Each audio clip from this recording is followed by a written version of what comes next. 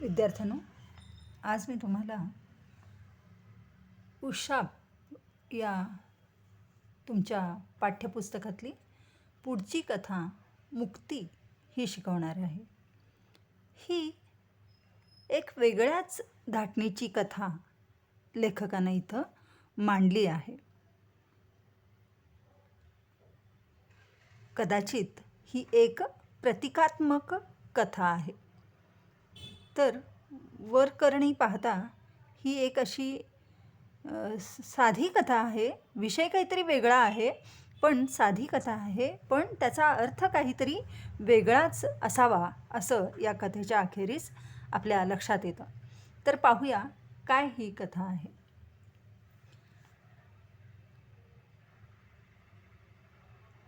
अंधार कोठडी म्हणजे तुरुंग.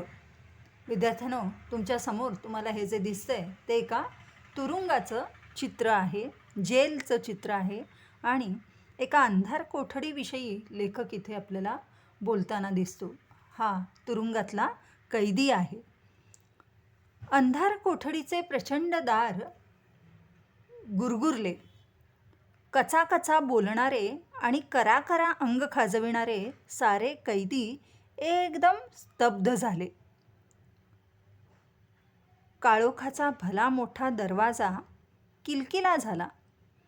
काळ्या कुळकुळीत राक्षसाने एक जांभई द्यावी आणि त्याचे पुढचे 4-2 दात दिसावेत तसे अंधुक प्रकाश किरण त्या अंधार कोठडीत आले. तर घडले असं की एक प्रचंड मोठी अशी अंधार कोठडी आहे. एक भला मोठा असा तुरुंग आहे आणि त्या तुरुंगामधले कैदी कसे आहेत? अत्यंत घाणेरडे असे, कचाकचा बोलणारे, शिवीगाळ करणारे, अपशब्द बोलणारे असे हे कैदी, कराकरा अंग खाजविणारे. कित्येक दिवस, कित्येक वर्ष हे कैदी त्या अंधार कोठडीमध्ये डांबले गेलेले आहेत आणि त्यामुळे त्यांची अवस्था अतिशय दयनीय आहे. त्यांच्याकडे पाहवत नाही. तर एके दिवशी अचानक या अंधार कोठडीचा भला मोठा दरवाजा किलकिला झाला, थोडासा उघडण्यात आला आणि एखाद्या भल्या मोठ्या काळ्या कुळकुळीत राक्षसाने एक जांभई द्यावी आणि त्याचे पुढचे 2-4 दात दिसावेत तसा अंधुक प्रकाश किरण त्या अंधार कोठडीत आला. सर्वांनी डोळे फाडून कोण आत आलं आहे ते पाहण्याचा प्रयत्न केला, पण त्यांना काही स्पष्ट दिसेना. तर त्या अंधार कोठडीमध्ये आज एक नवीन माणूस आला होता. माणसं अंधार कोठडीत येत कुठे होती? ती तिथे ढकलली जात होती. अर्थात कैदी बनवून त्यांना त्या अंधार कोठडीमध्ये ढकलण्यात येत होतं. मोठ्याने गळा काढून रडणारी माणसं, अधिकाऱ्याच्या चाबकाचे 4-2 फटकारे खाणारी माणसं, अशी ही सगळी कैदी मंडळी त्या अंधार कोठडीमध्ये होती. तिथून पळ काढण्याचा प्रत्येकजण प्रयत्न करतं, पण अधिकाऱ्याच्या चाबकाचे 4-2 फटके बसले की आतच येऊन पडावं लागतं आणि झोपेतच कुंभकर्णानं जबडा मिटावा तसं ते दार अंधार कोठडीचं बंद होतं आणि सगळे कैदी त्या अंधार कोठडीमध्ये घुसमटत राहतात, असा आजवरच्या तिथल्या कैद्यांचा अनुभव होता. किलकिल्या झालेल्या त्या दारातून आत आलेलं माणूस हे स्त्री आहे की पुरुष आहे हे कळत नव्हतं. पण त्या माणसानं जेव्हा बोलायला सुरुवात केली तेव्हा सगळ्यांना कळलं की तो पुरुष आहे. त्या अंधार कोठडीमध्ये प्रवेश होताच तो आत आलेला मनुष्य बोलू लागला.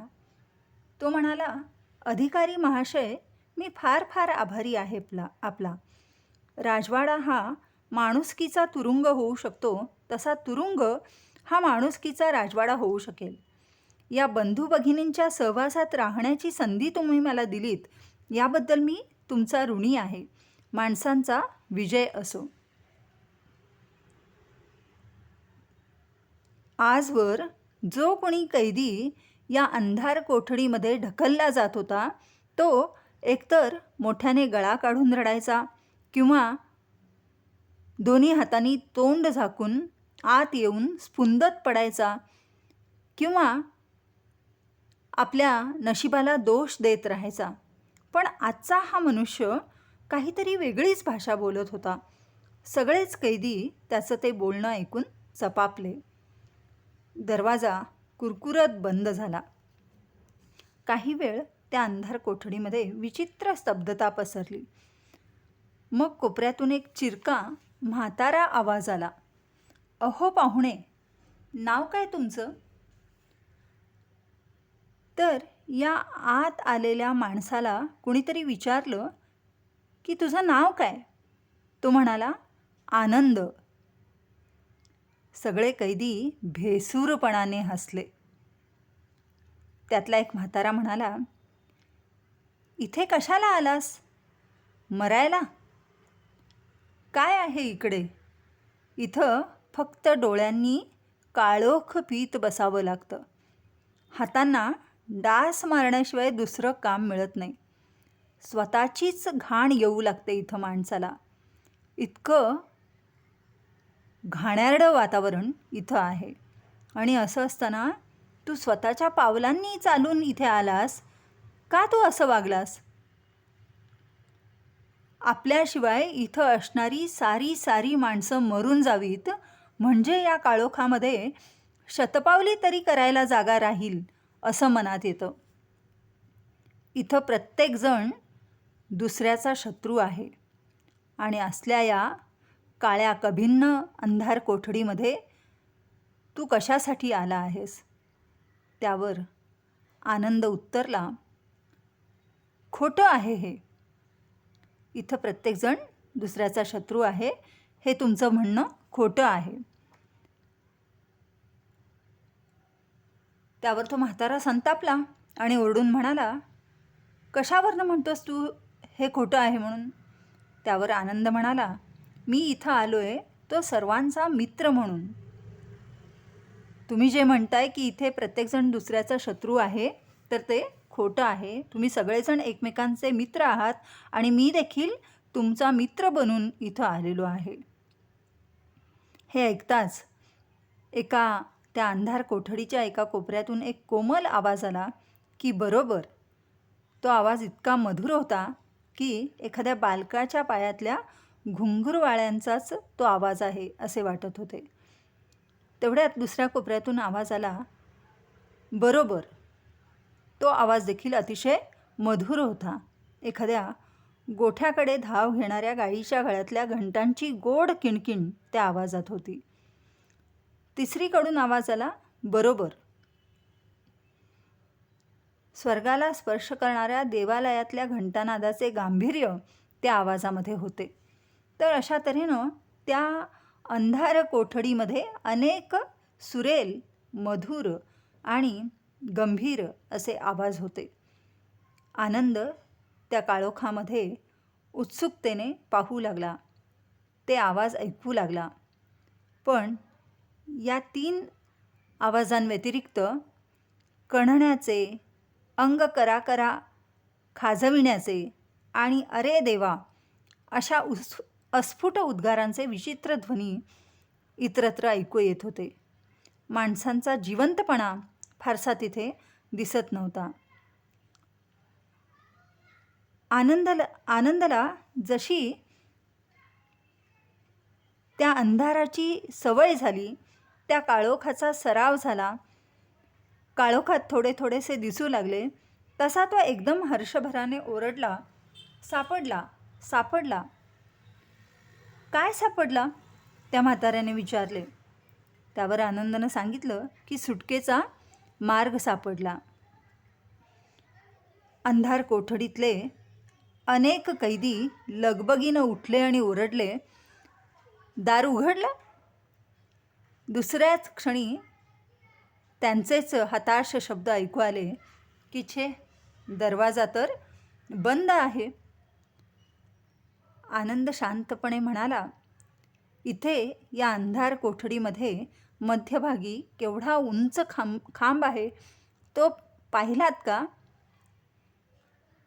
म्हातारा चडफडून म्हणाला, ठाऊक आहे तो खांब आम्हाला. हजारदा आमचं डोकं आपटलंय त्यावर. आनंदनं विचारलं, डोकं आपटून घेण्यापेक्षा या खांबावर चढण्याचा तुम्ही कधी प्रयत्न केलाय का? ते कैदी म्हणाले, चढून काय करणार? खांबावर चढल्यावर सुद्धा आम्हाला काळोखच दिसणार. काळोखाखेरीज दुसरं काय आहे काय या कोठडीमध्ये? आनंद त्यांच्या प्रश्नांना उत्तर द्यायला गेला नाही. तो स्वतः खांबाजवळ गेला. दोन्ही हातांनी तो खांब कवटाळून तो सर वर चढू लागला. प्रत्येकजण त्याच्याकडे आ वासून पाहत होता. चढता चढता आनंदला धाप लागली. तो मध्येच थांबला. खाली असणाऱ्या लोकांमध्ये कुजबूज सुरू झाली. आता हा खाली पडणार, याचा चेंदामेंदा होणार. चला, कोपऱ्यात चला, नाहीतर हा आपल्याच अंगावर पडेल. तेव्हा आता याचा चेंदामेंदा होणार. आनंद पुन्हा वर चढू लागला. अगदी वर गेला. त्याच्या आकृतीचा अंधुक ठिपकासुद्धा दिसेनासा झाला होता. एकदम वरून त्याचा विजयी सूर ऐकू आला, तो पहा, तो पहा, त्या कोपऱ्यात प्रकाश दिसतोय. आनंदचं त्या खांबावर चढणं बघून इतर कैदी म्हणायला लागले की हा आता खाली पडणार, याचा चेंदामेंदा होणार, आणि हा जर आपल्या अंगावर पडला तर आपलाही चेंदामेंदा होणार. पण असं झालं नाही. आनंद पुन्हा सरसरून त्या खांबावर चढला. अगदी वरपर्यंत गेला आणि तो त्या वरच्या टोकाला पोचल्यानंतर एखाद्या अंधुक ठिपक्यासारखा दिसू लागला. आणि तिथूनच विजयी स्वरात तो म्हणाला, तो पहा, तो पहा, त्या कोपऱ्यात प्रकाश दिसतोय. खालचे कैदी हसू लागले, कारण त्यांना कुठंच काही दिसत नव्हतं. आनंद पुन्हा म्हणाला, या खांबाला एक दोर बांधलाय. अरे, तो दोर नसेल, साप असेल. सांभाळ मूर्खा, सांभाळ, नाहीतर फुकट मरशील. खालून अनेक आवाज आले. आनंदनं तो दोर घट्ट पकडला आणि शिताफीनं एक मोठा झोका घेतला. त्या झोक्यासरशी त्या खांबाच्या टोक्यावरून तो एका झरोक्यापाशी गेला. तो झरोका खूप मोठा होता. झरोका म्हणजे खिडकी, आणि त्या खिडकीला फक्त एकच गज होता. त्या खिडकीत उभं राहून आनंद बाहेर पाहू लागला आणि त्याला बाहेरचं सुंदर दृश्य दिसू लागलं. तो म्हणू लागला, वाह, काय मौज आहे इथं. आकाशाचं हे सुंदर निळं अंगण, त्यात पानापानावर चाललेलं प्रकाशाचं नर्तन.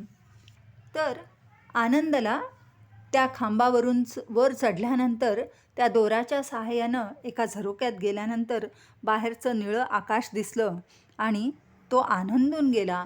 ते दृश्य पाहून त्याला या अंधार कोठडीमध्ये आणि या बाहेरच्या निळ्या आसमंतामध्ये जमीन अस्मानाचा असणारा फरक जाणवला आणि तो इतरांना हे सांगू लागला. तेव्हा इतर कैद्यांची यावर प्रतिक्रिया काय झाली, किंबहुना या झरोक्याचा किंवा या खांबाचा किंवा या दोराचा इतरांना काय उपयोग झाला, ते आपण पुढच्या वेळेस पाहू. धन्यवाद.